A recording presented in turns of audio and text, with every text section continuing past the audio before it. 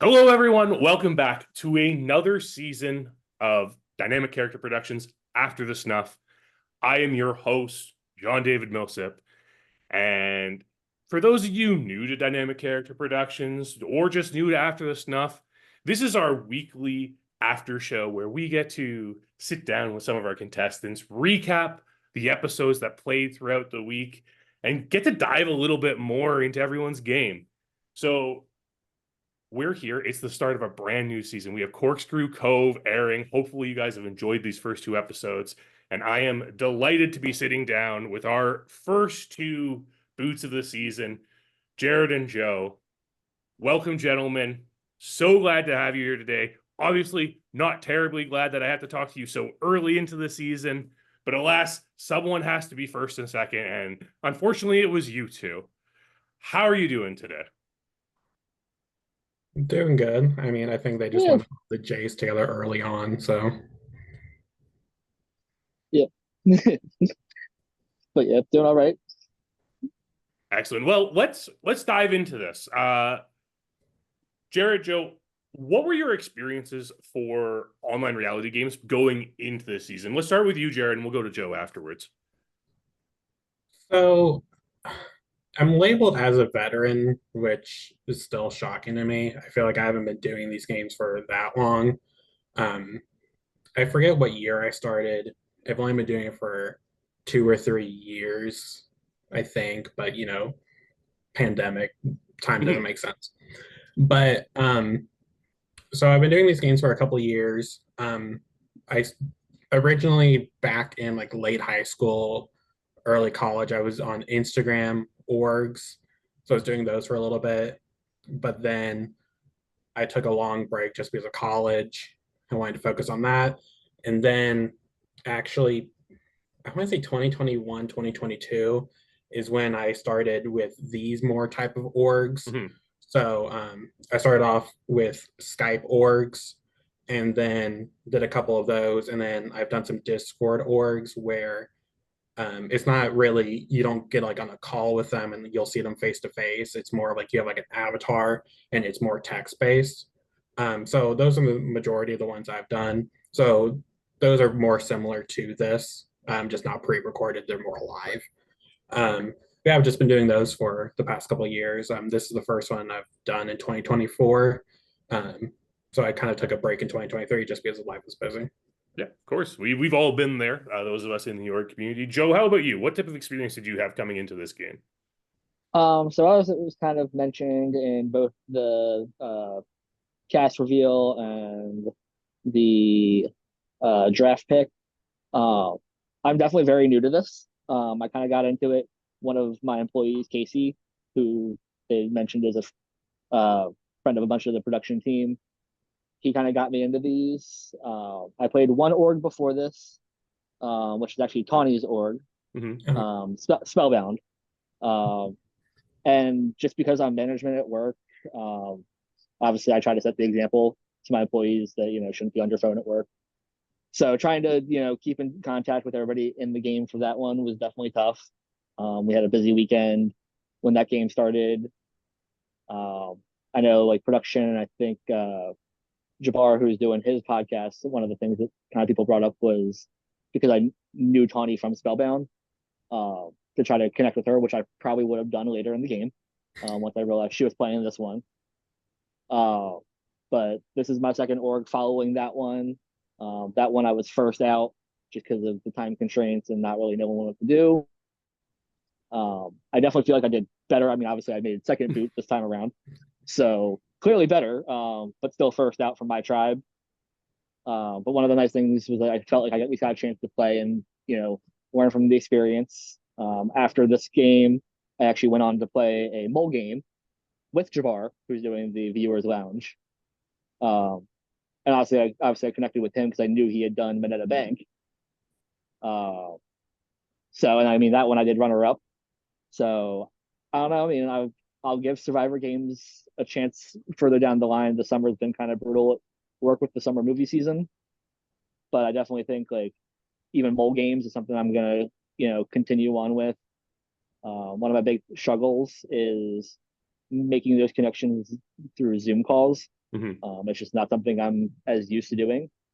And just the way I feel like I'm perceived, because I don't do a lot of Zoom calls, is something that's going to be a hindrance in Survivor games.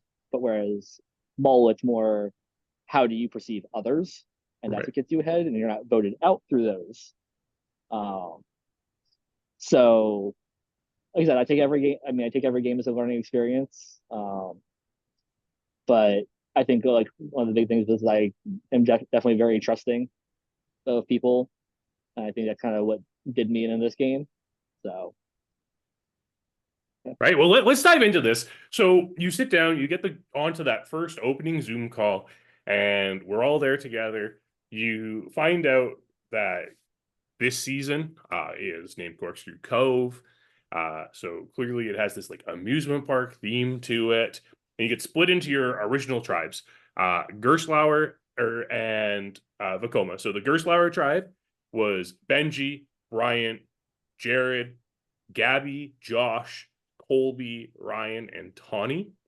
And the Vekoma tribe is Erin, Cade, Ben Katz, Ben Hathaway, Joe, Jordyn, Tommy, and Sam. So, Jared, what were your initial impressions of the tribe just in those like brief moments leading up to that first challenge? So, going into having this, interview and stuff, I watched the episode. Well, I watched the first episode like twice. The second time more like skipping through just to like make notes and stuff. And one of the things I remember from that opening night was I believe we were actually waiting for Kolby to get there. And I think this is when it happened. I knew of Tawni, similar to Joe, because we had actually played an org together. And I just recognized her name and I was like, why does this name sound familiar? So I think while we're waiting, or maybe while they're possibly discussing like the rules and stuff, I'm looking her up and seeing like, why do I know her? So we actually did play an org together. We never interacted. So we just never were on the same tribe or anything. And she got voted off before we could. So I kept that in my back pocket the entire time. So I was like, oh, I kind of know someone, so I can use that connection early on. But I mean, when you're in that Zoom call, it's just like, you're kind of like panicked, like, okay, like what's going to happen? How are these going to tribes going to break down? But then you're also just like staring at your tribe, just making those initial assumptions, like, okay, this person gets off a good vibe. This is kind of who I want on my tribe. You just have a lot going through your mind at that time. Yep. And Joe, what was your initial impressions of everything after being separated into that Vekoma tribe? Okay, so mine's actually going to be kind of a very different answer than I think most would give for this. Obviously, Tawni, I recognize the name because this was a blind cast, so none of us knew who was going to be in it right away. But as I mentioned in my cast bio and everything, I'm legally blind, and so with that, doing Zoom calls with multiple people, for me, like looking at the screen and seeing all the breakdown, like I can't necessarily read all the names on each person's thing, and even like making out faces. So for me, like all these people are, I get a list of like 15 names, and that's all I have to go on, and I'm still trying to learn voices and figure out whose voice goes to who.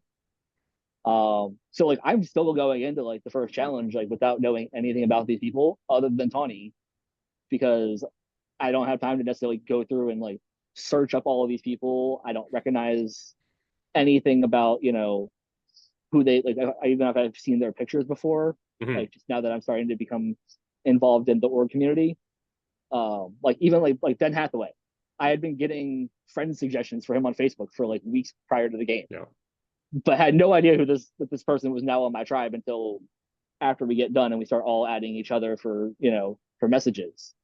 So like the only thing I think I might have remembered was I think I recognized Erin's name as being someone who had at least played orgs before, but that's really like where my extent went to going in that first challenge. Like I'm still like trying to figure out these people.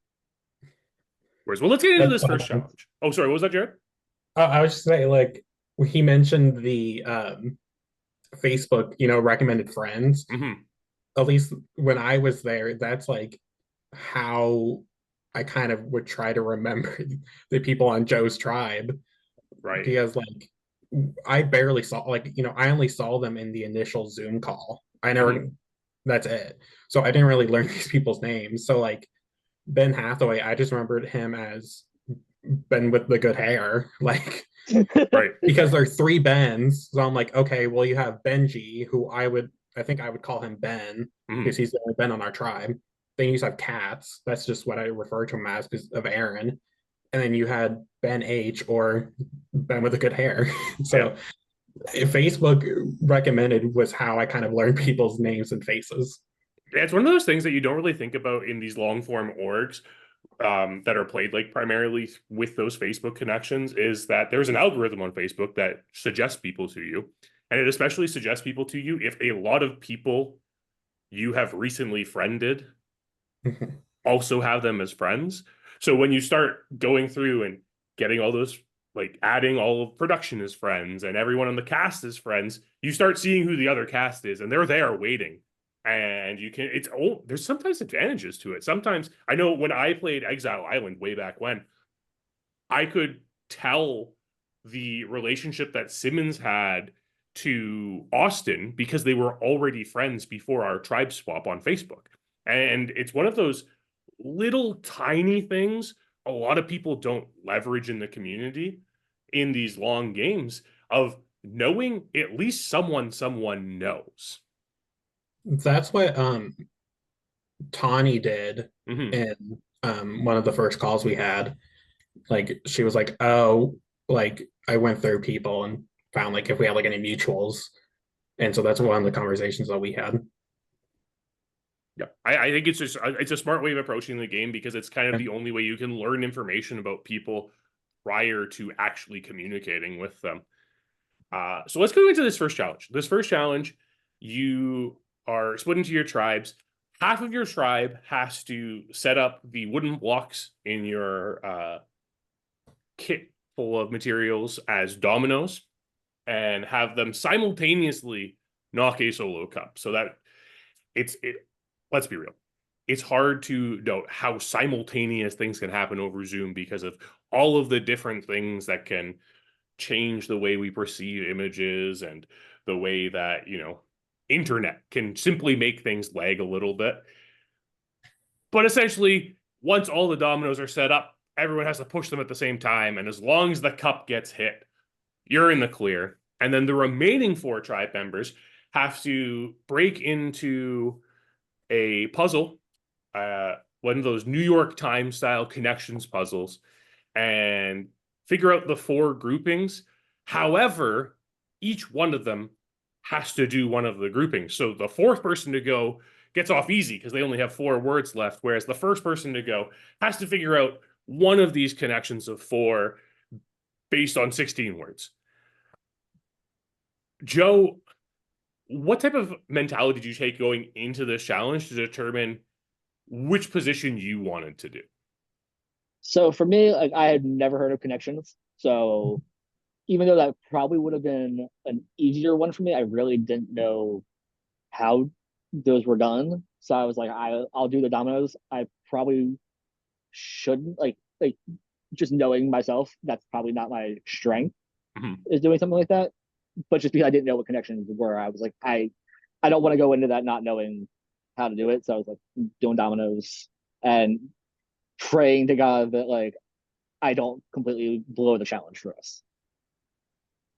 Yeah, well, it was actually really interesting because as I was watching the challenge back, I noticed that yourself and Katz both took an approach different than everyone else. Everyone else was kind of doing this straight line of dominoes, but both you and Katz kind of bent your line a little bit.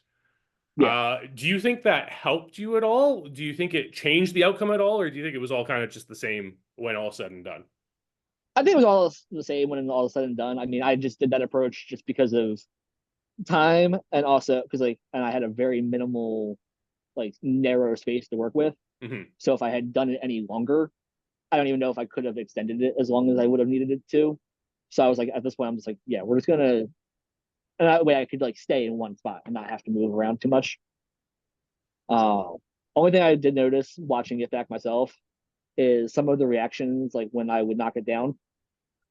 Um, I say this in the nicest way towards Tommy, but there was like a reaction that he had that that where he like got like very aggravated at the fact that I knocked it down. Mm-hmm. And I was like, and if I was someone who could notice, facial expressions and things going on during the Zoom, I probably would have targeted him a lot sooner, or have put him as like a target sooner, just because it seemed like that, like, oh boy, he's gonna like lose us the challenge kind of thing. And I was just thinking, like, literally 5 seconds ago, we had to redo the challenge because I think his didn't hit the cup, and I was like, so like, yeah, I knocked it down, but so did everybody else, and everybody else had their issues with the challenge. It wasn't just me. It was just mine was the last one that happened to hold us up at the end. Yeah. And that is one of the things that I think a lot of people, especially inexperienced org players, don't realize when they're doing challenges, is how much facial expressions and reactions to things that are happening can really impact the way people view you, especially in a first impression scenario. Like, hey, you've just met, here's a challenge, go. You all of a sudden are learning how people react to things. And yeah, oh my God, stressful, like bemoaning about someone making a simple mistake might seem innocuous in most situations, but that's enough to get you voted out in some games. Jared, how did your tribe approach deciding who was going where in this challenge? So I think part of it was who had the space to do the dominoes. That was part of it. And also who like felt comfortable doing like connections versus it. I was debating which one to do between the connections and the dominoes. I thought I would possibly struggle at both because I feel like I wouldn't, and I didn't during the challenge have like a steady hand.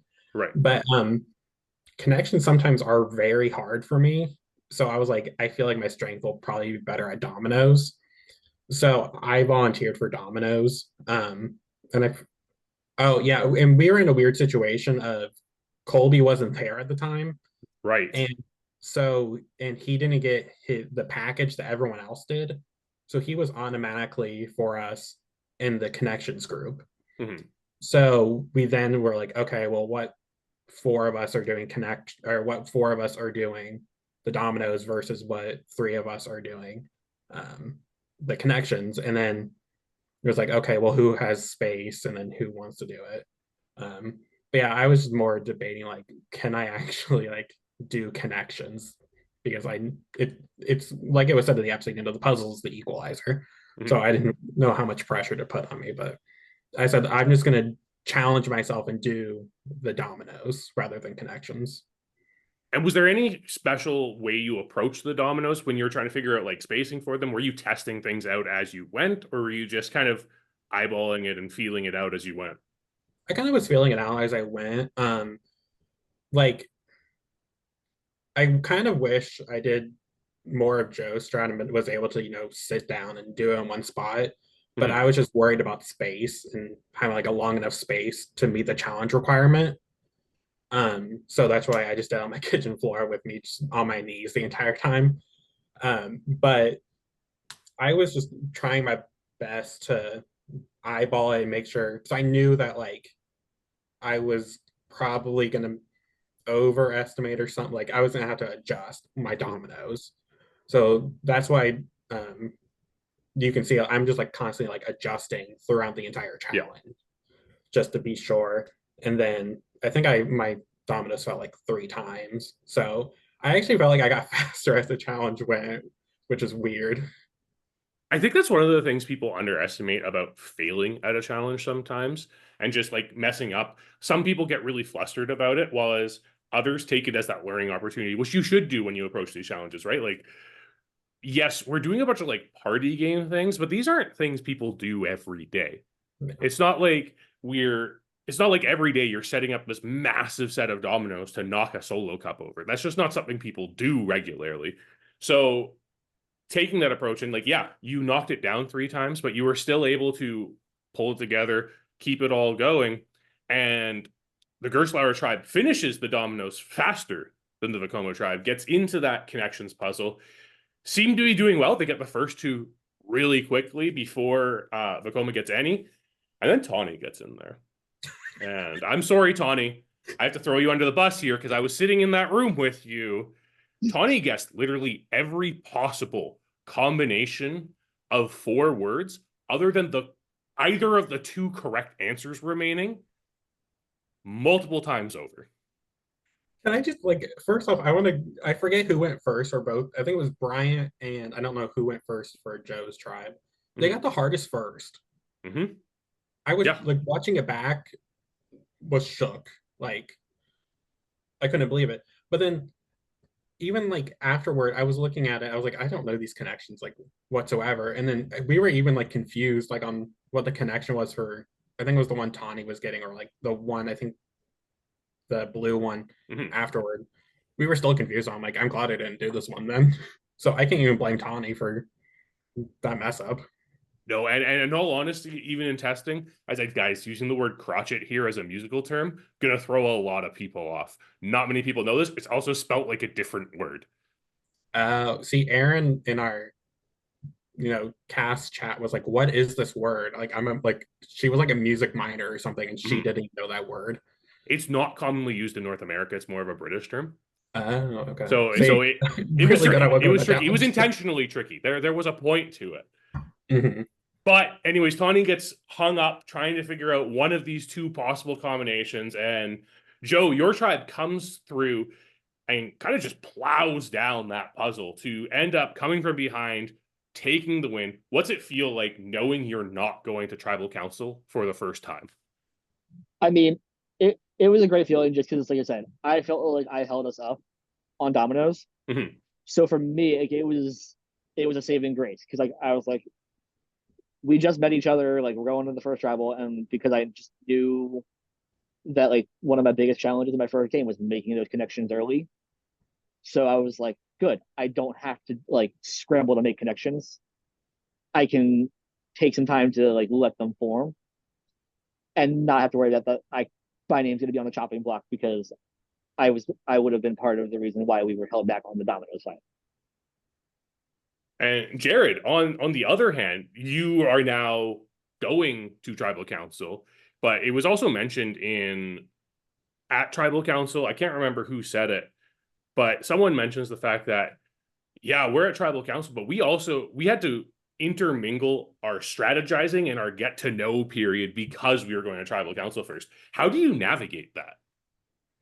It's really hard. And I think that was potentially part of a downfall in my game was, I think we referred to it as 4 days of hell because it was really 3.5, long days of, you had to get to know these people. You have to try the game, but you can at the same time over game in round 1. So it really was hard to balance the both, which we can get into it later, but some of the comments from Joe's tribe of us giving them information and stuff, that was part of why it's we're trying to juggle game talk and these initial conversations that you have to have. So it was really hard to balance all those.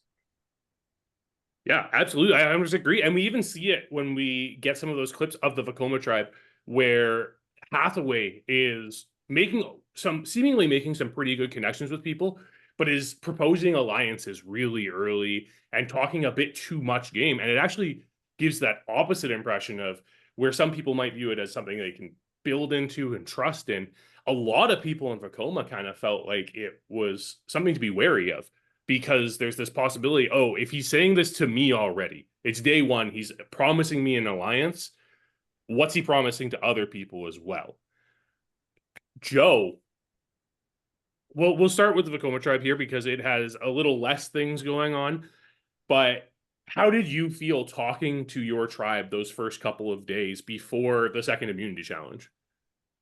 So I will say it's definitely interesting, watching it back and seeing how everybody else perceived Hathaway.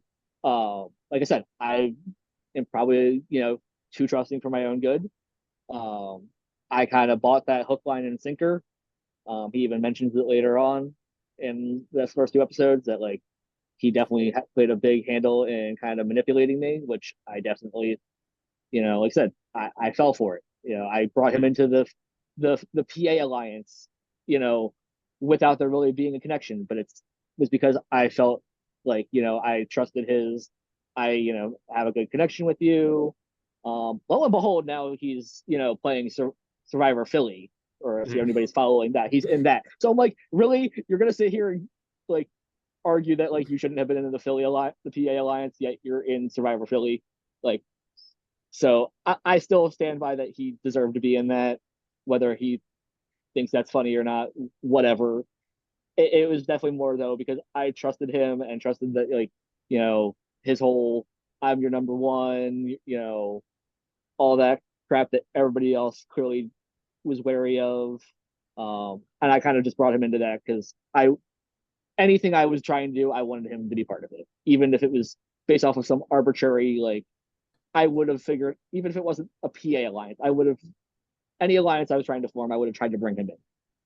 I mean, that's how you make connections with people in these games, right? Yeah. It's these arbitrary things that unite people.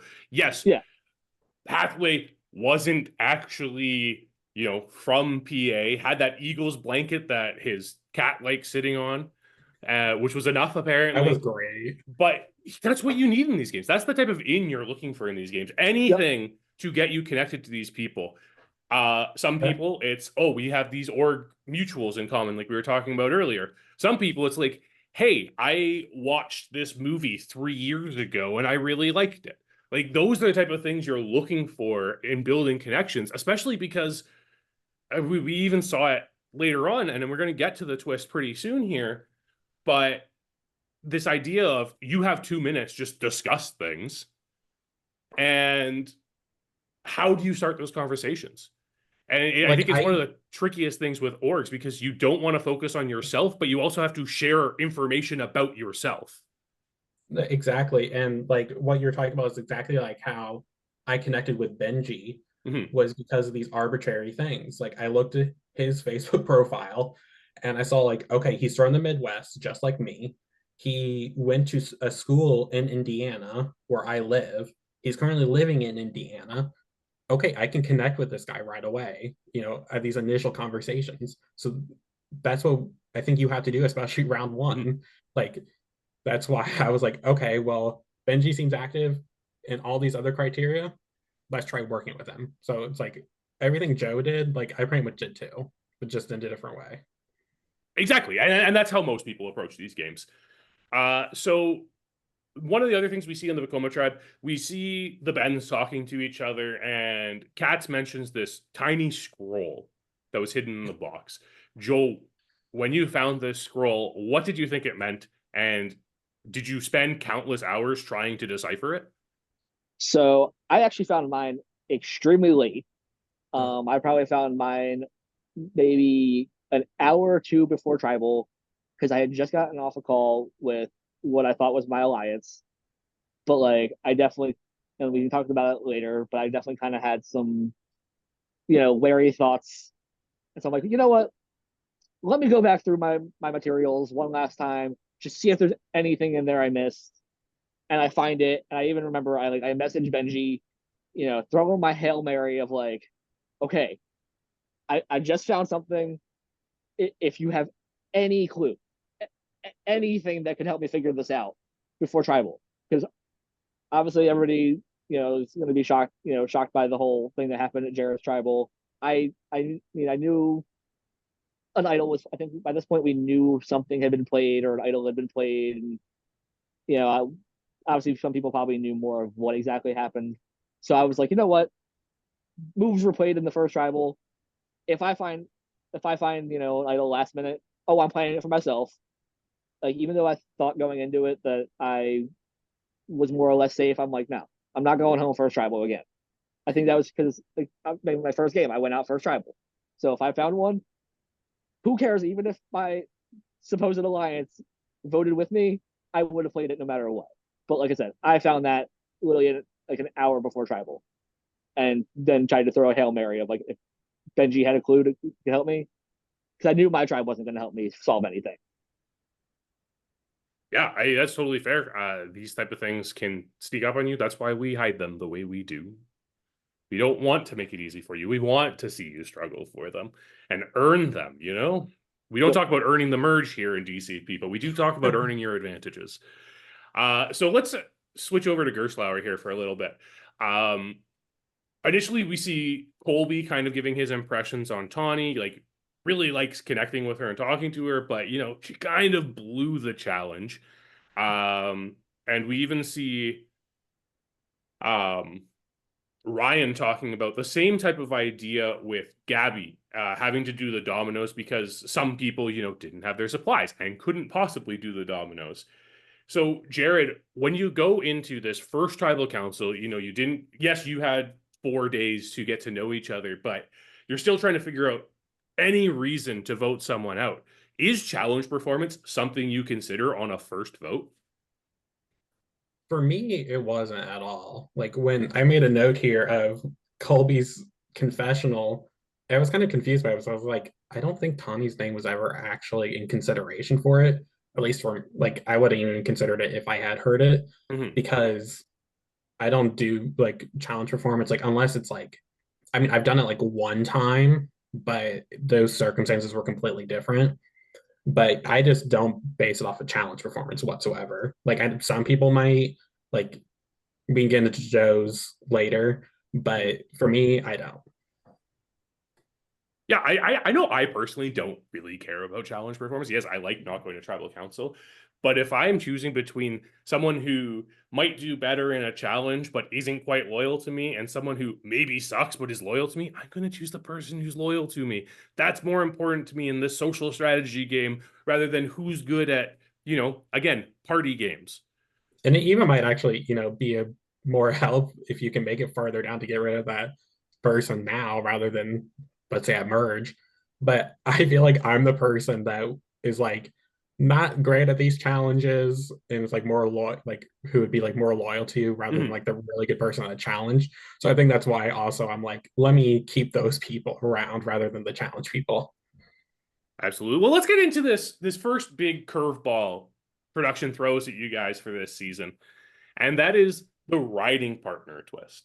So you all had your scheduled check-ins, and we saw Benji talking about it in the episode of like, okay, come on, there's no way this is just a scheduled check-in. What does that even mean? There's some sort of like advantage up for grabs here. What's going on? So Joe, when you go into this scheduled check-in, what were you expecting? I mean, I don't know. I just kind of figured it was going to just be normal office hours. It was just the first one, so they just kind of want to, you know, give us a good opportunity to at least do it with production. Like obviously watching everybody talk about how they knew something was going to be a twist with it. Like this is my first time playing a DCP org. I haven't, you know, sat through and watched DCP content, you know, nonstop to kind of figure out there probably is going to be something. So for me, it was just totally like, oh, okay, cool. This is what we're doing now.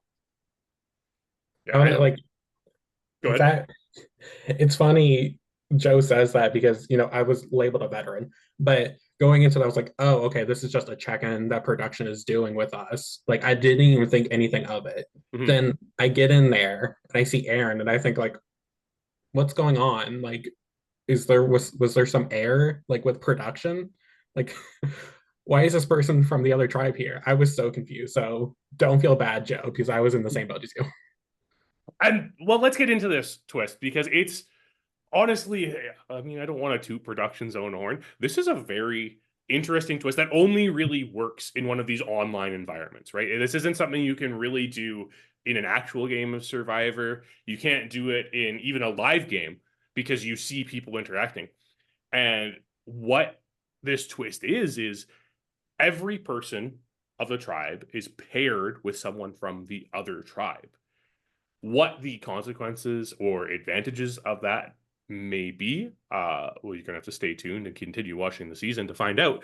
But in this first round of this meet and greet, Ian and Lilly say, hey, guys, you have 2 minutes. Talk. Like, say some things to each other, figure it out. And in that time, our partners of Ryan and Cade, Bryant and Sam, Jared and Erin, Benji and Joe Josh and Katz, Tommy and Kolby, Hathaway and Tawni, and Gabby and Jordyn get to kind of just like, share some information about those, kind of like a small get to know you period. And afterwards they're like, hey, we have 7 categories for you. You have to pick 5 of them. And in this like brief moment that you have introduced you to each other, try and guess how many of something someone can say. That was fun to decide. And the interesting thing that I noticed watching this episode back is you had the people who are like, okay, I'm just gonna kind of like spill some life details to you, and you had the other people who were like, yo, tell me what's happening on your tribe, and immediately there's the strategic connection there. Like, it's really weird to watch that back because Erin and I were essentially playing the newlywed game, getting to know each other. Like, we were just giving like the most random pieces of information. We were like, how is this actually going to help us? But then we see, who was Kolby's partner? Tommy? Yeah, Kolby and Tommy. Yeah, and like you said, they're just spilling tea to each other about what's going on. And I'm like, what is this? Like, I'm trying to win this challenge, or paranoid about like this challenge is spewing like any information I can give Erin, and then you are having this leisure time. It was just so funny to see the contrast. Yeah, Joe, how did you approach that 2-minute scramble there? I think I remember we definitely treated it like the newlywed game, like we were gonna have to like answer stuff like that. Thankfully, Benji like heavily gave a lot of information that he was a huge Survivor fan. So that definitely at least kind of helped me and my decision making as we did the challenge. But I don't think I gave enough about myself for him to kind of figure out what things would be good for me. Because I know we definitely kind of gauged a lot of it on like our Survivor knowledge. So I was like, if nothing else, hopefully it kind of showed that like, don't give me the Survivor questions. Well, this challenge is kind of interesting because it's really hard. I think this is hard to do with people you know well, let alone people you have just met for the first time.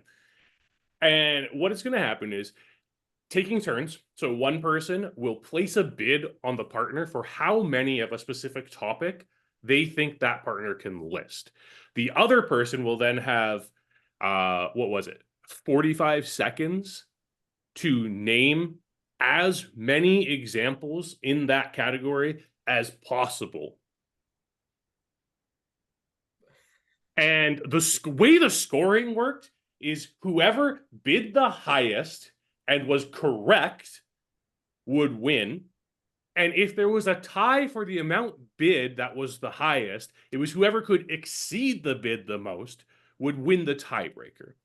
So there are 7 possible categories that you can choose from, and you had to choose 5 of them. So those categories were female Survivor winners, DCP winners, countries that start with a vowel, U.S. presidents before Ronald Reagan, Winnie the Pooh characters, Survivor tribe names, and countries to win the men's or women's World Cup.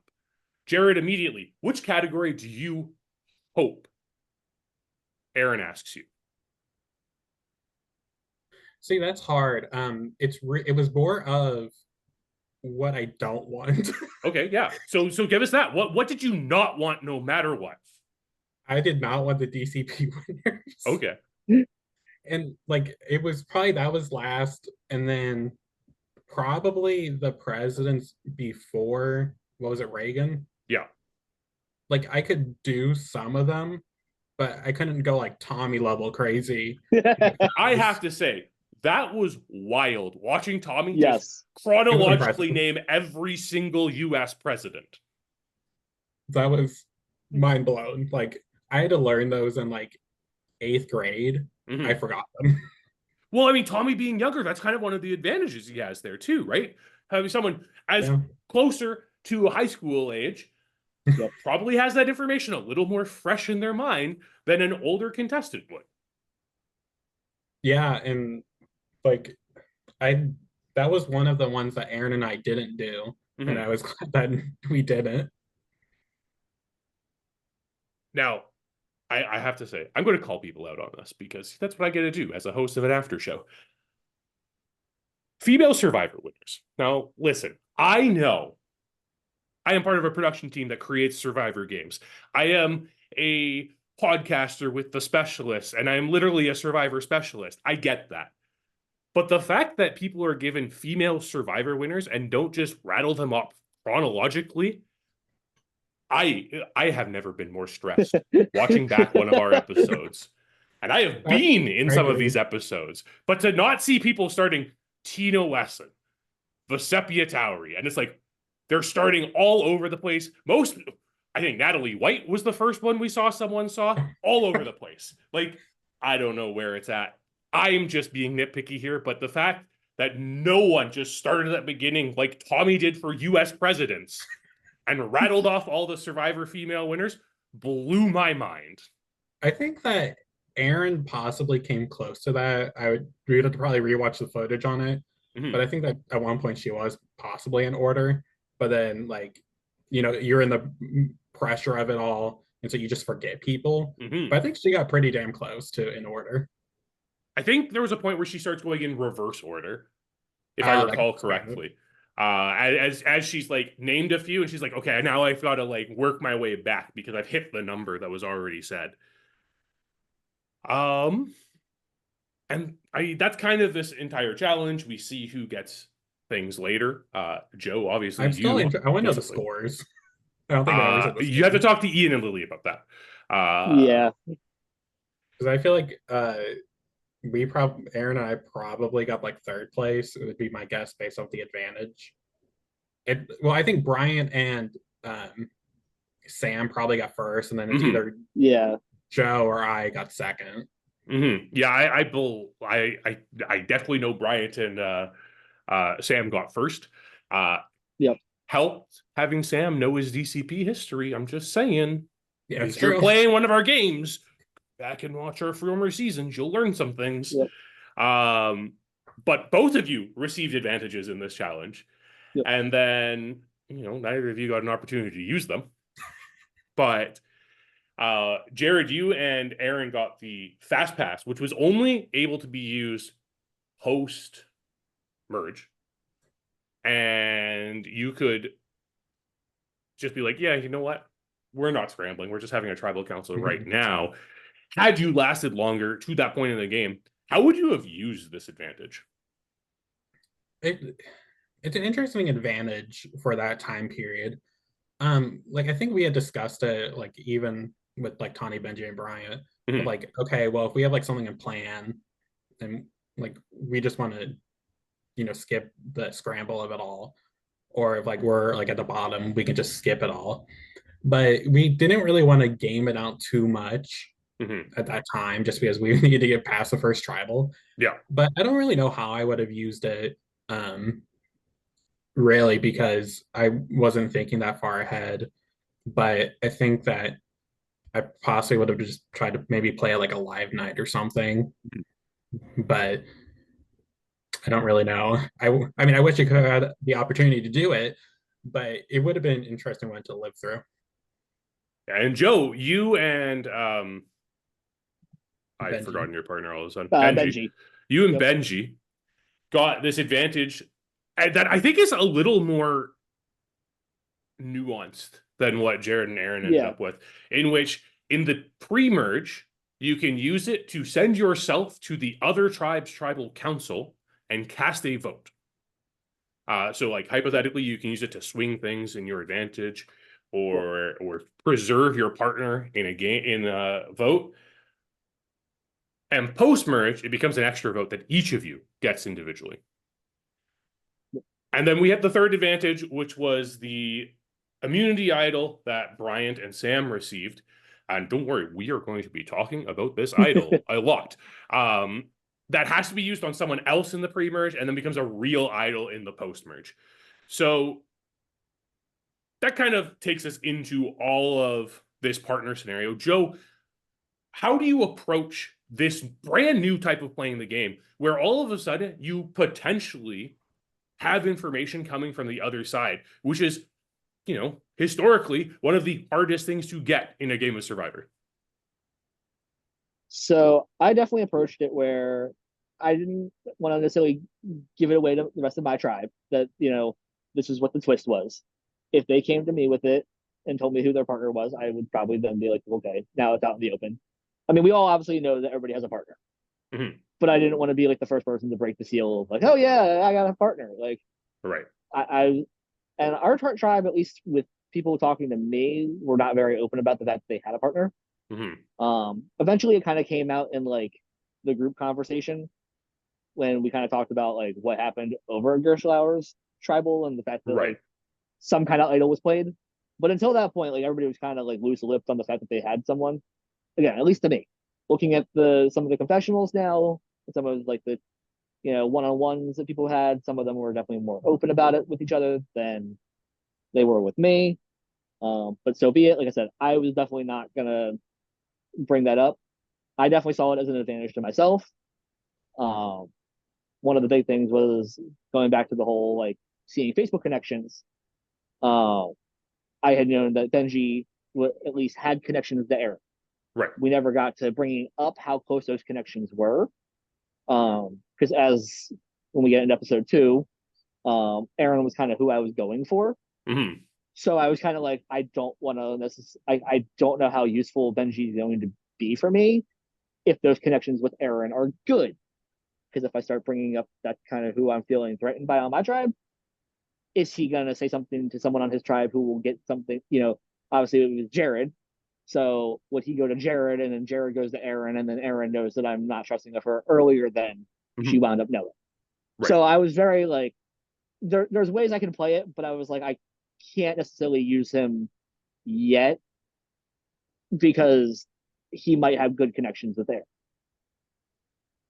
I was kind of in the opposite boat. Okay. Of like, I don't know, but like, so Joe, Joe was connected to Benji, but as you mentioned, my partner was Erin. Well, I was leveraging the connection with Erin, as you saw in one of Benji and I's, one-on-one chats of saying like, oh, tell Erin that, we're good.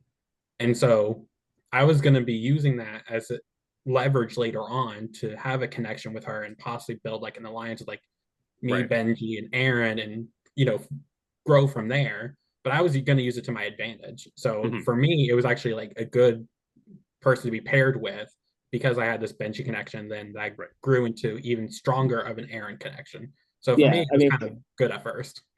Yeah, I mean, for me, had I not felt threatened by Erin, I probably would have done the same thing. It just was I saw Erin as a strong player and someone that like I wanted out pretty much from the beginning. So I just never was gonna probably use that connection. Oh, and I also wanted to bounce off of you saying you guys were kind of closed lips about it. I think my challenge was like the last one for everyone going. So they were like, okay, at like 11 p.m. or something, let's just say, once we'll then all be done with this twist, and then you can talk about it. So like when they were like, okay, like let's wait, pretty much as soon as like it was done, we were talking, like me and like Benji and Tawni and maybe Bryant at the time were like talking. Yeah, once we knew that what the twist was, we immediately were like, oh yeah, we knew that you guys were all very open about it, sharing information from us. Like we were totally like, yeah, they're definitely like way more open about this twist than we are. Like we're definitely keeping whatever our partners were saying to ourselves. Like I was figuring out the pairs very quickly and just like writing it all down so that I could remember. But that was one of the interesting things we see going into like episode 2 as well, right? Where there were members of Vekoma who were just like, I don't know who people are partnered with. Like people keep telling us that they know who the partners are, but they don't like actually give us that information. And it did seem like Gerstlauer was just really willing to be like, okay, this is your partner. It was because we all knew that we had a partner, and there was really no point in keeping it secret. Like I think at first it was more like maybe keep it hush hush. Like I remember Benji saying like he wasn't trying to like tell a lot of people that Joe was his partner just because that was Joe's preference. At least that's what I was told, and I'm trying to remember. Yeah, that definitely was kind of where I was at. So like I wasn't blurting it to everyone that like Joe and Benji were partners, but like me, Tawni, Benji, and Bryant definitely knew who most of the pairs were, at least when I was there. So yeah, we just said screw it. We're just gonna reveal who's partners who, because it'll come out eventually. So there's no point in really hiding it. Yeah, I agree. I mean, it's one of those things where, and I think again, over analysis of things when it comes to reality competition games, you kind of think what is public information, what isn't public information. If something's public information, or if there's a possibility someone else can provide information that you have to someone, it's best to kind of get ahead of it and not be caught in a lie. And trust me, we're going to be talking about lies when we get to episode 2 and trying to like change public information. But first, we got a tribal council to get to, and we have some scrambling going on. Obviously, Jared and Gerstlauer getting ready for tribal council, and it seems like there's this group of yourself, Tawni, Benji, and Bryant that's kind of come together, and consensus at that point is like, I guess Gabby is probably the person to go for. Kind of felt like you guys weren't really connecting with her. Well, it was really like, at least for my mentality of that situation, I didn't care who left, and I was trying to, like, that was my mentality the entire round of, I'm trying not to overplay this round. I'm not going to try to lead the charge on anyone. So as long as it's not one of us 4 leaving, you tell me a name, I will vote them out. So it didn't matter if it was Gabby, Josh, Kolby, Ryan. Yeah. You tell me a name, I will vote them out.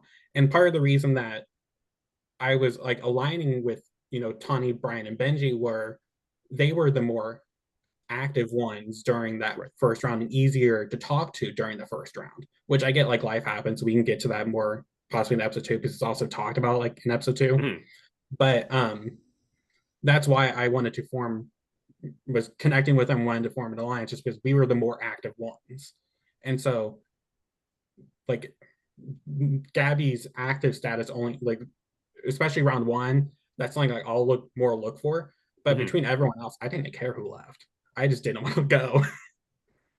Yeah, I agree. That's how you have in these games. A lot of people don't understand that the people you want to align yourself with are people you enjoy and can communicate with. So people who don't talk, this is advice to anyone who plays any game, let alone a DCP game. If you are not talking, you will be a target. Exactly. And that's like round 1, especially. That is the hardest round to navigate. And that's like the most important round. You have to be active. And like, I've been experienced that, like, been like on the lesser active side before, but like I've tried to be. I was also lucky with like 2 inactives on that tribe. But like in one game, I was like very active, and then like I knew I was going to be out for like a round or 2 just because I was going on vacation. But I had set myself up well enough in those earlier rounds so that I could be less active and people know, like, I'm still good. That's why early round activity is so important. So you can set you up later in the game. And so if you get targeted for activity early on, like, I understand things can happen, but early round is so important for activity. So I get things happen, but activity early round is like number 1 that you have to do. So Joe, because I'm kind of skipping ahead here to your boot, but like that was kind of one of the things that Vekoma was saying in regards to you, was that like you weren't communicating quite as well as other people on the tribe. How much do you think that really impacted the decision to vote you out, and how do you take that knowledge and apply it to future games? So I think it's 50-50. Obviously, once we get into episode 2 and kind of what I thought was kind of the plan and what I thought we were going with, obviously I think that had probably a little bit more to do with it. I think this game, because obviously my first game, I really was not active with probably more than 50% of the tribe. This time, I think there were some people I was like, obviously we kind of saw how the boot with or how the vote with Erin went, and that was definitely, for me, that was more of a choice of, I didn't necessarily connect with Erin because by that point I kind of knew I wanted Erin gone, and I was not about to try to be like fake and try to be well, let me like now all of a sudden, like right as I'm about to get voted out, you know, try to be all buddy buddy. Like Mhm. I want to try to be as authentic as possible. Yeah. And if after not having chatted for like the whole beginning of the game, I was like, this is gonna just come across as like, oh, I'm just doing this to kiss ass Mhm. before tribal. And again, and because this is someone who I was trying to vote out. So, and in my mind, she was going home anyway. Right. So why am I gonna just try this whole chat? I mean, we did wind up having like one chat before tribal, just because Tommy and I had talked a little bit, and he was like, yeah, no, you should reach out to her. So I'm like, okay, let me just do the bullshit of like, let me just talk to her, and that way I can say I said something. But like for me, like I said, I'm more about being authentic, and I wasn't, we didn't make a connection. My big thing too is like anybody who said I didn't reach out to them, like they often never reached out to me either. So, And you know what? yeah. That excuse comes up a lot in these games. Yeah. And I know, yeah. That idea that communication is a two-way street seems to go over some people. It's like, well, this person isn't talking to me, so I don't need to talk to them. It's like, yeah, but what if you did talk to them? Yep. How's like it going to change your dynamic in this game? Yeah. And like I said, this is still my second, long-term Survivor org. So like I'm learning from that.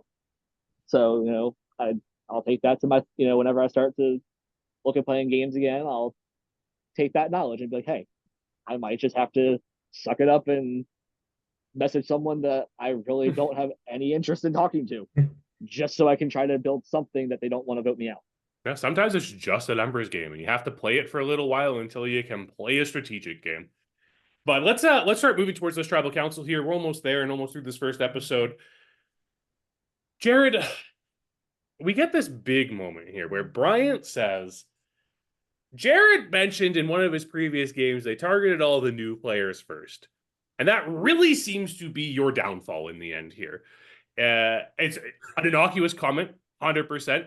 One of those things you don't even think about when you're saying it, especially in the org community with like people who have played multiple games. You don't think about how many people haven't played games before and how that can impact the way they view a game. And Bryant's just all of a sudden super paranoid that you're going to want to target the new players. And if Gabby goes this vote, and then, Josh goes the vote after, and then he's the last new player, so he has to be the one gone. I don't know where you want to begin dissecting this, but like, go ahead. Talk to us about Bryant's, read on you. Like, was that something you were considering? Is it something that you just said in passing? I don't remember saying that whatsoever. I think that the only time I can even think about people targeting based off of org experience would have been on me, my very first org, where I was second boo. Right. And it seemed like everyone else had connections with each other more than me. So that would be the only time. But Bryant confirmed like after the show that was just a lie to get like, Josh and Gabby on his side. Right. So I was never targeting people based off their org experience. I still feel like the newbie. Like I still remember being the newbie, and I never want to target anyone based off their org experience. So I was like, that's a great lie to spread, but never was happening. I truly don't care. It's really interesting because it almost feels like, and people who are out in the org community who do have experience in orgs do know that like they can be a little cliquish at times. And it does almost feel like MTV's The Challenge, where you have the veterans and they pick off all the rookies because like, no, your time's coming, but we need to get you out of here first. Like, we're going to show you why we're the vets. And I think a lot of people don't think about that on Survivor because you don't have people coming back season after season after season. Yeah. But the paranoia is there in orgs that there is this like new player versus experienced player war that's going to happen no matter what. If you go back into the annals of DCP history, there's conversations about it in every single season. And we're very different because we really like being a first-time org and giving people an opportunity to try orgs for the first time. So we do have a lot more new players, and it can throw off veteran players sometimes because they're used to playing with people who have played lots of these games. Heck, maybe they're playing like 3 or 4 of them at the same time. Yes. And they don't know how to deal with one person who is in here dedicated to a single game and doesn't know, what they're looking for advantages or what happens when people go to vote and how that all works. So it's really interesting seeing that if Bryant made this up and you said he did, it honestly is a genius move. It's fantastic. It's a great way to get people on your side, and he reinforced it with an idol play at Tribal Council. Yeah, and like I was like, again, the reason I wanted to work with Bryant was just because he was active. Like that was why I wanted to bring him in. If he could have easily saved Gabby by just saying, I don't want to vote Gabby. Yeah. We would have voted Josh. Like I said, we would have voted anyone else. So I think part of it was the idol burning in his pocket, and he also was just like a little paranoid apparently by me.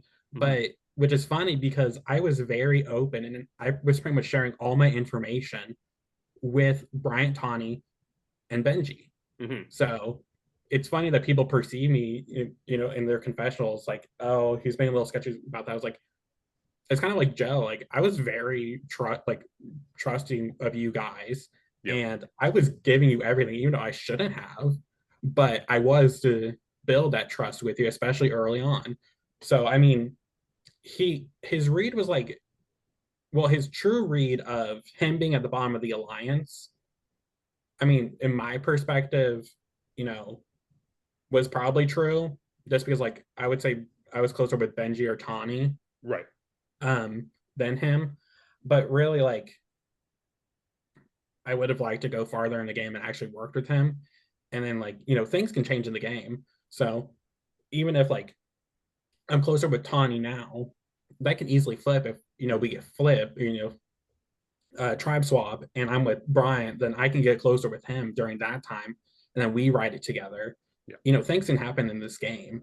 So interesting read. I mean, that's why I think you can hear me say it, and when I get voted out, round 1 idol play, like, so shocked that actually happened. Like, I couldn't actually believe it. And you can tell after Tawni gets her vote, and I'm like, oh, there's like a glimmer. And then I get the vote, and I'm like, oh, you can just see me, I lose all hope in that second. Well, let's talk about this Tawni vote, because Kolby comes into this tribal council and says, I'm going to throw a vote onto Tawni and blame it on Josh for seemingly no reason whatsoever. That was so random. Honestly, I didn't even think about the, like, I knew Tawni got a vote, but I was more focused on the fact that I got 3 votes. So thinking about it now, it's interesting because, yeah, the random Tawni vote, it's like Tommy's dream based off, because he wants to throw the pinky votes. So I don't understand why he did that. I'm pretty sure he knew we were voting Gabby, but maybe he was doing it in case of an idol or something, if Gabby had an idol. I really don't know. It was kind of hard to talk to Kolby. So I'm still confused by why he did that, and it doesn't make sense. And going into like episode 2, them saying like, oh, Tawni said like, oh, he said something about maybe knowing something that was going on. No, my, like, during that tribal, anxiety is like so high, and going into it, I just assume like, okay, I will never feel completely safe in tribal, because you can't unless you have immunity. So I'm like, okay, in the back of my head, I'm always like, okay, there's a chance I go home. And so I'm just sitting there kind of like paranoid, anxiety ridden. Like, okay, there's a chance I'm gonna go home. So like, I can't, like, he blindsided me, but then I'm always like, you can't really blindside me because I always think I am gonna go home. But that's why I'm like, I always feel like I am gonna go home. So there was no shady business on my end of like knowing what was gonna happen. So it was, it was a great move. But at the same time, I was like, you're gonna put a big target on yourself round 1. It's one of those very interesting things where it's really hard to gauge when you're supposed to use an idol. I say this as someone who has wasted many idols on votes that were not put on me, particularly the final 9s. If you're with me in a final 9, chances are I'm playing an idol. But it be based on like current Survivor, new era Survivor. And we saw it a lot with the 46 cast, and they were talking about, play an idol when you get it because it's going to be rehidden. That's one of the approaches that the show Survivor takes. We might take that approach sometimes where an idol is played, an idol is hidden. We might not. So it's a little different of how you have to weigh when to use an idol. But we even saw earlier in the episode, Bryant was talking about the fact that he was glad he couldn't solve the idol clue in the scroll from the box, right? Because he felt like he would just end up playing it first tribal council. And what a beautiful amount of foreshadowing that is, that he actually gets an idol and plays it in that first tribal council. An idol that he didn't have to play. But as we start getting into episode 2, and don't worry, episode 2, there's less going on because we don't have a bunch of twists to talk about anymore. But we get to this idea, we get Sam, because everyone on Vekoma finds out about this idol play because they have partners, and everyone tells them about everything that's happening. And Sam's kind of backpedaling this idea of, oh no, everyone's going to think I have an idol now. How do I get around this? And the lie Sam decides to say is, oh, well, we got an idol between the two of us, but it had to be a play on whichever one of us went to first tribal council. Brilliant. So did you hear anything about that at all? Like No. in that post first tribal council? No, I mean, I just knew an idol was played. And like, obviously, at least because I didn't have a good enough alliances with anybody for anybody to, bring up who would have had it on our tribe. And everybody was kind of speculating, at least to me, about like how the idol was even found. Mm-hmm. Obviously, people were bringing up that it was probably a partner thing. Yeah. But because we were definitely, at least more publicly, not as open about the partners. Right. It was kind of like, well, like no one was really thinking that like someone on our tribe actually had one too. Right. That's fair. I mean, it's a new thing, how to think about it. The funny thing to me is that both, I mean, again, like you're not as connected, so there's not as much like idol paranoia going around with you on your tribe, but both you and Erin have these advantages that clearly your partner also has. So the fact that it never came back on Sam to be like, yo, you totally have an idol is actually kind of impressive. And the fact that the lie was able to get through, I don't know if I personally in a game would ever believe it, but everyone in his tribe did, and that's what matters. I mean, they seem to have at least believed it, which I think that his lie compared to Bryant's lie was a lot better. Because I think Bryant said that he was trying to say it was, he solved the clue. Our tribe was going crazy over that clue, trying to figure it out. We had analyzed that so many times. But Sam's lie is a lot more believable. And like, I probably would have believed, like, I'd be more skeptical of it. Like, okay, a one-round idol, but I guess that makes sense. So like, I wouldn't try to get more out of him. But it's a very good lie to do that early on because it's a believable one. Not overly complicated, and you can keep it straight. Yeah, I think it's one of those things that, like, if I was a player in the game, I'd want to test it. But because of the positioning Sam found himself in, nobody wanted to do that because Sam found himself in this position of the divas, right? These what was the adjective that were used? The deadly divas? Was that what it was? The devious. I think, devious divas. Obviously, because the more alliteration is necessary. And because of his position within that majority alliance on the Vekoma tribe, it wasn't a matter of no one questioning whether Sam has an idol or not. It was, did anyone care if Sam had an idol or not at that point, right? Because it's their ally and it's something. And if even, again, I'm getting into hypotheticals here and everything, but if Bryant played this on someone else, A, you're like, yo, who is playing an idol for someone else? And then B, you're probably like, oh, maybe he had to play it for someone else. So maybe I don't push this with Sam and I'm the one who Sam plays an idol on later on. Maybe. And I liked his analogy because I knew it of, this 7 degrees of separation from Kevin Bacon. Because it's true. Like, you're going to backtrack everything and be like, okay, well, who was Brian's partner? How did he get an idol? And does that mean Sam has to know something about this. So what's going on with Sam? Yeah. But yeah, you're going to keep that in the back of your head for a while. Like, oh, remember round one, Bryant played an idol. What about Sam? Like, we need to remember that idol. So that could hurt Sam later on. So I thought that was interesting of being like, oh, well, Bryant did this. How is this going to affect Sam into rounds to come? Mm-hmm. Yeah, it'll be interesting to see how people approach it later on, especially if Bryant happens to make a tribe swap and then gets to start talking to some other people about it as well, right? That's why the communication is really important between the two to make sure that the lie stays consistent.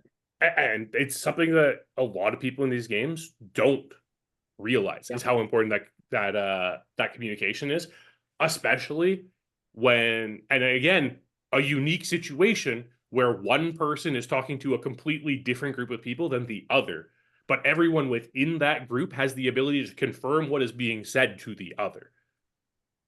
Yeah. So we see, Benji's talking to Brian. He's like, you know what? Like, I'm not mad that Jared's going home. Sorry, Jared. But I'm not mad Jared's gone. I just kind of wish you had told me. And like, that's kind of seems to be everyone's sentiment. And then we get there. Benji kind of apologizes to Gabby. And it's like, hey, listen, I just thought this is where the votes are going. The apology tour we kind of have to make when we end up on the wrong side of a vote in these games. I was wanting just Tawni to be like go off on Bryant, but like she can't. I was wanting like more fireworks, but like obviously you can't get that. Well, you can't say you can't, because I may have delivered them. People will learn not to do that if they're smart. Sometimes you just have to give the fireworks. Yeah. But this leads us into our immunity challenge, and it's a DCP staple. We have charades. And Joe, I don't think there's anyone more perfect to discuss this challenge with than you here, because we get to this point, and you talk about it later on too, about this idea of, you know what, maybe you should sit out of this one, but you decide that you don't want to portray like a limitation based on your eyesight. So you're like, no, I can do this, because you were confident in being able to do it. And quite frankly, there's nothing else that is going to get me to say conductor other than what you were doing. Sure, it wasn't the best conducting ever. Thank you. Yes. But it wasn't the best conducting ever, but I'm also judging that as someone who has taken conducting lessons and not like anything else. However, the thing that really gets me on this, because essentially what happens, Gerstlauer kills this challenge. They get through it so fast, and everything gets hung up on Vekoma when you are giving Katz the clue for conductor, and you're conducting, and he's asking you for other clues, and you try to give out this like train conducting thing, but that's even harder to go than an orchestra conductor. And the thing that I noted watching this episode back, and Katz, I hope you're listening to this, because I am going to critique you here. You go 3 on your arm, and anyone who knows charades, and granted, there are people who don't know charades, but you're giving a clue as to how many syllables are in the word. And you know what? I wasn't in the breakout room. I don't know if there was a discussion about those type of things. We did. We discussed. You did. Perfect. So we should all research, because we knew going into it that it was probably going to be charades. Because I forget what the clue was going into the challenge, but we already had guessed charades. So we're like, hey, we should probably all figure out what the charade hints are. And I was like, cool, 3 syllables. And yes, I tried train conductor, but also he was already on everything music related. Yeah, so he was there. He was sniffing around, right? It was so let me change to a completely different profession. Yes, it's the same name, but it's not even in the same ballpark that he's in. Yeah. So I'm like, what other he sat there and goes, oh, everybody else asked for more and they gave him more. Like, what more do you want? No, I'm here defending you, Joe. I think you gave plenty of clues, and you gave a variety of clues. I think in the moment with charades, because I mean, I'm just going to say it. Every season, there is at least one person who struggles at charades. It's inevitable. Yep. But you can't go blaming the people giving you the clues. You also have to blame yourself for not knowing. And like, that's just what it comes down to. That being said, Katz, like, don't feel bad about not knowing this one. Not everyone knows what a conductor is. It's fine. Like, don't worry about it. You know what? we have had some pretty bad people in charades, and I can tell you, this is not the worst. I was just like, you can't really blame Joe. Like, he's doing his best. If you just don't know the word, you're just out of luck. And Joe's really in a tight spot with how many clues he could give of the same thing. I'm like, I was like, what do you want me to do? The YMCA with the letters? Like, you can't do that. No, so that was against the rules. We have had that happen previously, and we're like, no. This is out. Yeah, I'm like, no letter hints anymore. Yeah, I'm like, yeah. So I was like, what else do you want from me? I mean, we'll go into like what I wish I would have done after that challenge. But like, I part of me wishes that I didn't actually trust Katz. Right. And didn't want to work with him so that I could have used that. I mean, now watching and seeing where the alliances were, it still would have resulted in the same situation.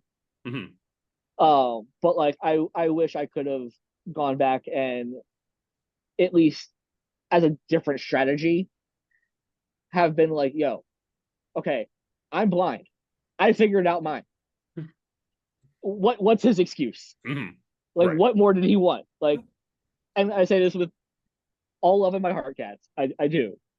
But like, and like I said, I legitimately wanted to work with you throughout the game. One of the things I did tell him going into Tribal was he was the only player on the tribe that I even brought up the fact that I can't see. So like, I was doing everything I could to establish that like I trusted him and that like I wanted to work with him. So like, I don't know where he might have gotten the idea that I legitimately wanted to get him out at some point. Right. Because my plan was never to vote for him. Like I said that at one point that like I thought that him and I going at each other would be a good play because we both flubbed the challenge. And so when people came to me asking for a name, which would inevitably happen, I was like, well, I don't want to give away who I really want to go for until I know I trust anybody. So the most obvious thing sounds like, hey, let's have the two people that flub the challenge go at each other, at least publicly. Yeah, nope. That makes sense. That makes total sense to me.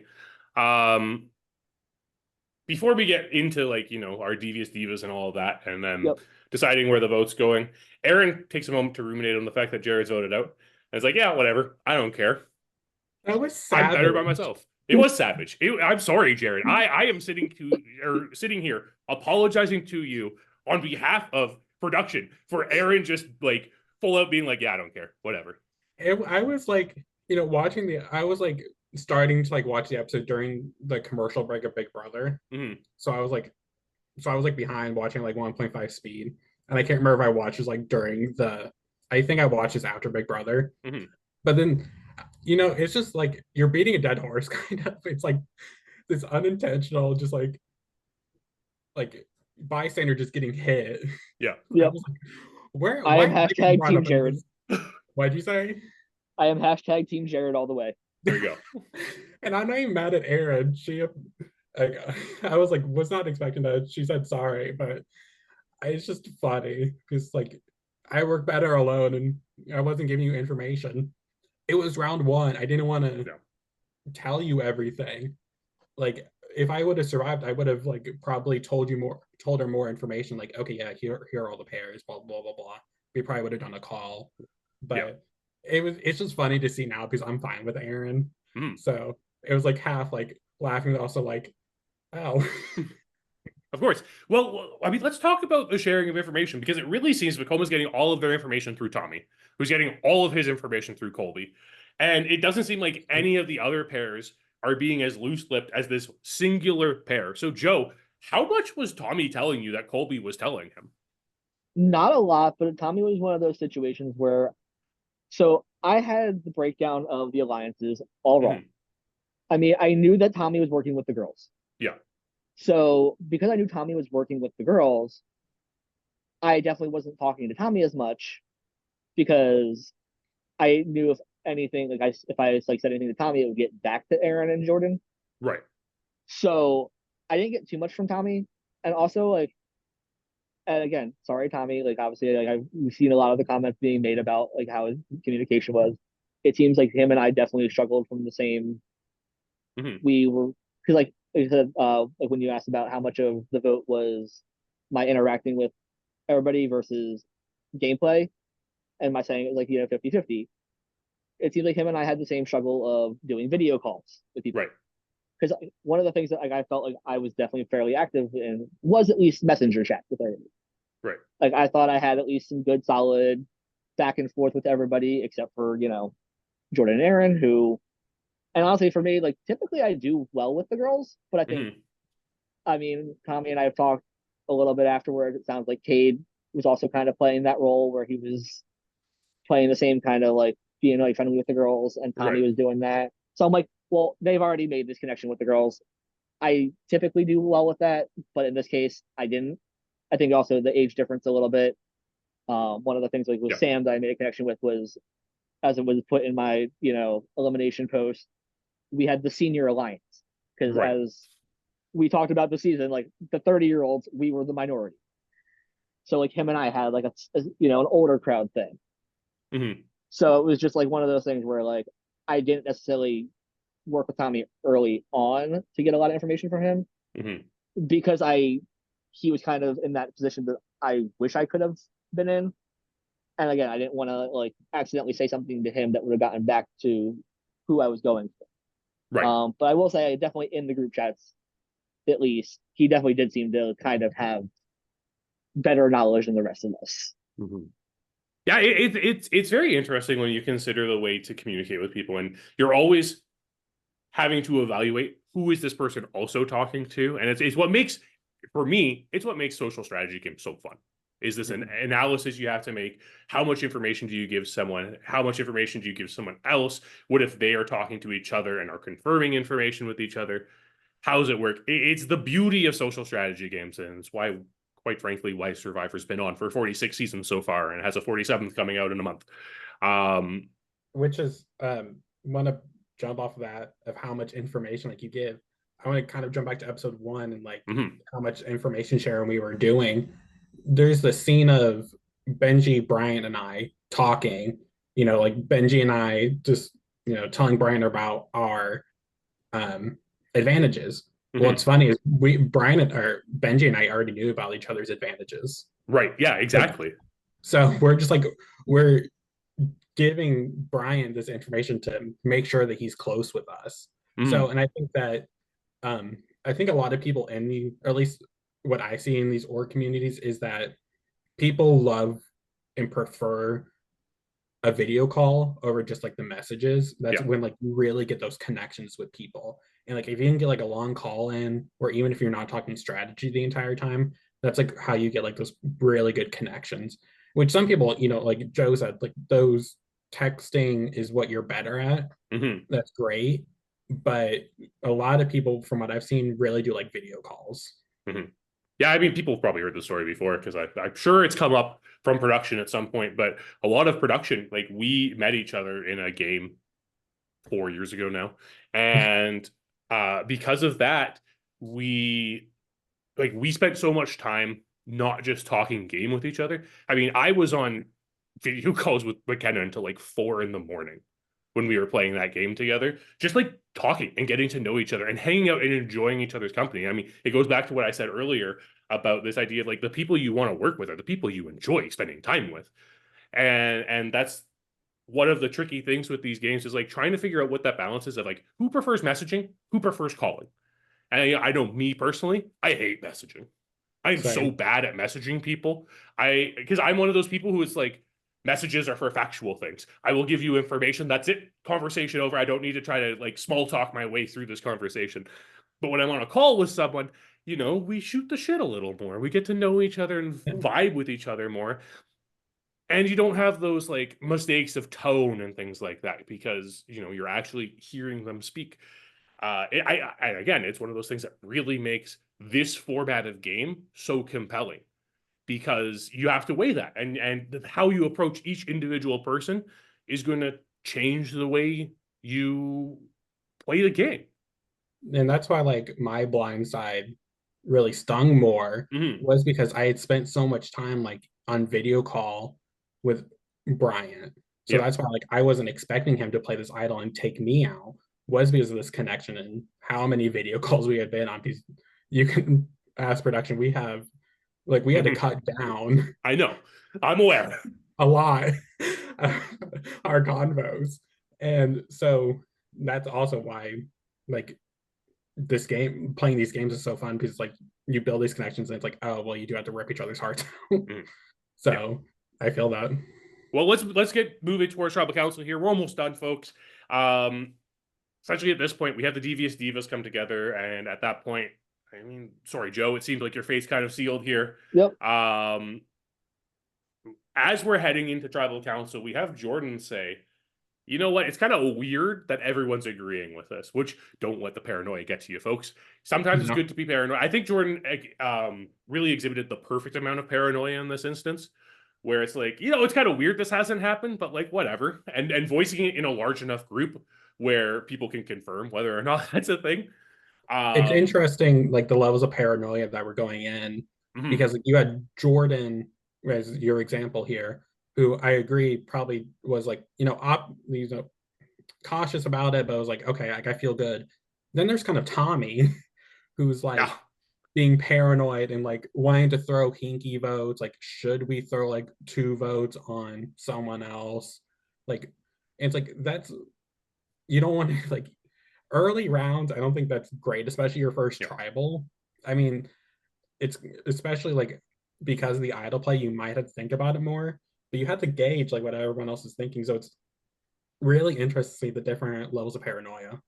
I mean, even if we go back to my first tribal council in Exile Island, where we vote out Gabby, way back then, different Gabby, for those who are not familiar with Exile Island. But there's a point where I'm talking with Mackenzie and Austin, and they're like, oh, should we split the vote in case of an idol? And I'm sitting there with the idol, and I make the stubborn idea of telling them I have the idol because they're not believing me. But the argument I'm making is we shouldn't split the votes on Jim, because what if we get swapped? And we need Jim's vote. And if we, like, these split votes here could be a detriment to us in that situation. Lo and behold, Mackenzie and Austin end up on a swap tribe with Jim. And I'm just going to say, you're welcome. But, yeah, I don't know how Tommy's approaching. Joe, you obviously thought the plan was to vote out Erin there. Was Tommy reinforcing that idea to you at that point? So we had gotten on a call. I think he did say he would vote her, but then I'm just like, he's bullshitting me, because he already told me how close he was with the girls. Right. So I'm like, you're not voting for the girls. I'm sorry, like you're just not. So I was like, but at that point, I think I kind of in the back of my head was like, okay, someone told him something. Like that's when I think I said, like, I started going through the materials again, looking to see if there's any kind of hint for an idol. Because I'm like, I didn't feel good after talking with him. I was like, I'm probably going home. Let me just see if I can't find a Hail Mary in the, in our materials, and there's something. Message Benji. I know a lot of people. I saw like in the questionnaire thing, things people were wondering, like, would I have brought Benji over? I mean, I didn't bring him over because I thought at least we were fine, and we didn't need to use it. And at that point, I was also like, reality is, if I'm wrong and it is me, whatever numbers that we have, him coming over and voting with me is not going to do us any good. It'll just be wasting it. No. Yeah, it wouldn't have done any. I mean, it was unanimous on me. So like, I'm not going to force him to, use up an advantage that he could use later in the game. Like that's not fair to him. So I was like, either I'm going home or I live to see another day. It just turned into only thing that I think would have maybe changed the game would have been the fact that now watching it back that Tommy and Cade were kind of going for each other. Right. If either of them had kind of come to me and offered me either of the two of them, I might have. I would say probably Cade over Tommy, because I kind of already didn't have as good of a read on Cade. Right. But the only thing really just comes down to one of the early conversations I had with Hathaway was he kind of threw out Erin's name to me as well. So I was like, cool. So there's someone else who would be on board for Erin. And it seems like everybody else is kind of thinking Erin could be a strong player. Let's get her out now. Mm-hmm. And that was just kind of my play. I mean, a lot of people say, you know, I played too hard too soon, but I'm like, I mean, if everybody's thinking she's going to be a threat down the road, like, why not now? So, but didn't work in my favor, and I'm the one who's out. So, is there anyone on your tribe you think you could have connected with more that would have helped you in this tribal council? I think Tommy, if I had played with him more early on, because I think also one of the things, obviously I kind of had some thoughts on how Tommy communicated, like it seems like everybody else did. Yeah. I don't know I don't know everybody's full thoughts on how he was, but in chat, I kind of seemed like he was a little bit more like loose and just wanted to have like fun conversation. Mm-hmm. And then once we finally got on like a video call, I was like, oh, he's actually kind of playing the game. Right. Mm-hmm. So I was like that was also part of why I didn't align with him, because I just kind of thought he was more just trying to have some fun and make friends. Right. Once we were on a call, I was like, oh, he acts like I thought he was, you know, the younger kid, didn't really know what he was doing. Not that I know what I'm doing either, but also not knowing what I'm doing, I kind of want someone who does know what they're doing. So if he doesn't know what he's doing, like, why am I going to align with him? Right. So then, like, once we got on a call, I was like, okay, he kind of knows what he's doing. And then it kind of turned into, well, let me get Erin out so I can split him away from the girls. Right. And then after we played the, like, let's all make nice after tribal and go, sorry, Tommy, we all saw her as a threat. We had to get her out now. But hey, join us. And that would have eventually been kind of where I would have brought Tommy into things. Yeah, I mean, that makes a lot of sense to me. Let's just get into tribal council here. Before we get in there, we've been talking about hanky votes all episode, it seems. Cade's like, yeah, I'm going to throw a vote on, I'm going to just, you know. Or he wanted to. I'm going to throw a vote on Erin and blame it on Tommy. Wild decision. But alas, we get to the vote, and it's actually 7 votes for Joe, and only your vote for Erin. I think the only interesting thing that comes out of this tribal council really is Erin's comment about, yeah, we have partners, but we're a tribe first. It's the only thing that I think really sticks out here. And Joe, like, what do you think? I mean, obviously you were on the outs of this tribe in the end. So, but is that the type of thing that reaffirms you with someone when they say something like that? I don't think so. I mean, kind of seeing some of like the behind the scenes and without going like into too much spoiler territory, it definitely seems like there was a lot of fractures outside of me.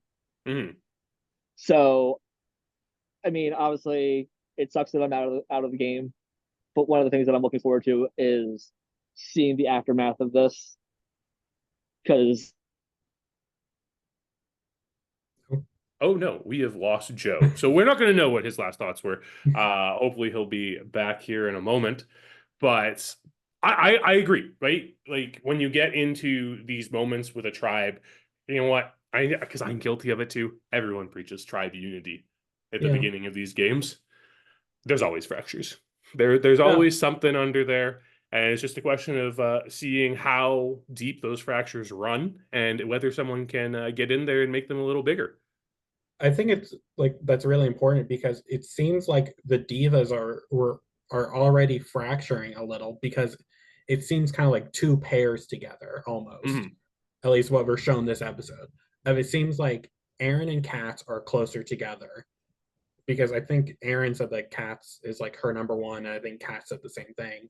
But then it seems like Jordyn and Sam are also, you know, each other's like they're really close to each other. So it seems like we have 2 pairs here that they're like working together, but I'm interested to see what happens, because based off of their confessionals, it seems like there might already be some tension like in the group.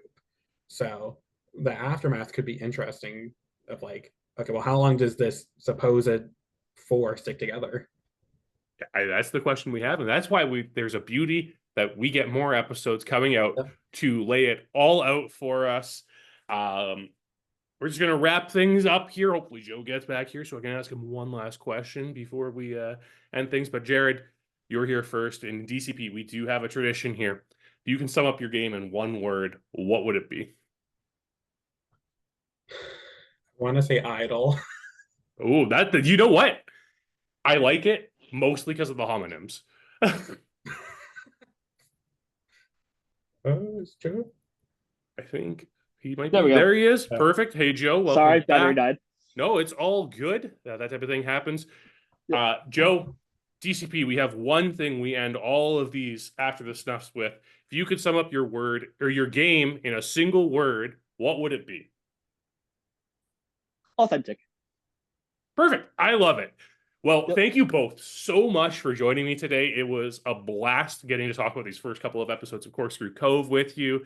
Everyone who tuned in, thank you so much. Make sure you like the video, click subscribe, turn that bell for notifications because you'll know when those subsequent episodes of Corkscrew Cove and After the Snuff are dropping in your YouTube feeds. Of course, that's Mondays, that's Thursdays, that's Sundays.